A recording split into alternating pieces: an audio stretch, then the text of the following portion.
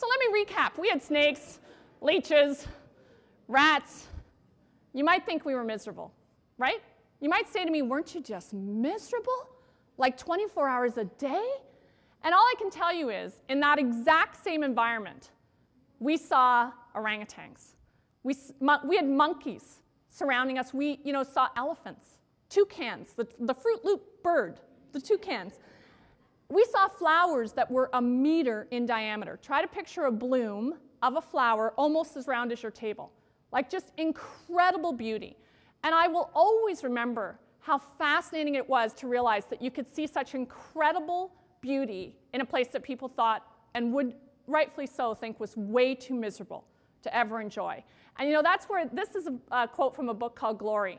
And it says, you will have a glorified life when you work hard at and want exactly what you have. And the reason I love that statement is because I really embrace the belief that almost anything is possible if you work hard enough at it, if you put enough effort into it. And I think, almost all of us need reminding at times that it's a relentless, endless commitment to hard work that we need to develop within ourselves. And just about over a year ago, there was an incredible article in Fortune magazine about the difference between good and great individuals in a company, individuals on a team. And the two things that they said by far separated a good person, a good contributor on a team, to a significant, great contributor on a team.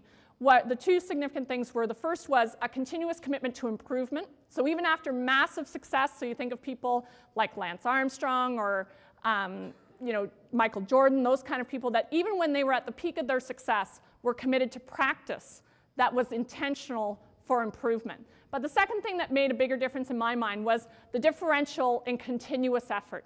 That what they found in their study was that most people had about 10 good years of effort in them.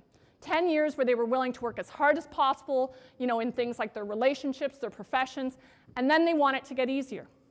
And that was where the tipping point came for the people who would move on to create more success and longer lasting success, was the ability to create more length, more committed effort over a longer period of time. And I think when we're honest with ourselves, the thing we admire most about people, whether they're athletes, executives, doctors, nurses, any of them, the thing we admire most about them is their ability to overcome the laziness that sucks at us. Constantly. And over a decade ago, I saw a guy named Lou Holt speak, and he said, success is reserved for uncommon people who are willing to do the things every single day that people commonly don't like to do. And for me, when I was a mountain bike racer, I trained on the escarpment, 750 to 900 feet of vertical, and then we get out in places like British Columbia, racing in 5,000 feet of vertical. And the very first time I got out there, I remember standing and looking up at the top of Whistler Mountain from the base.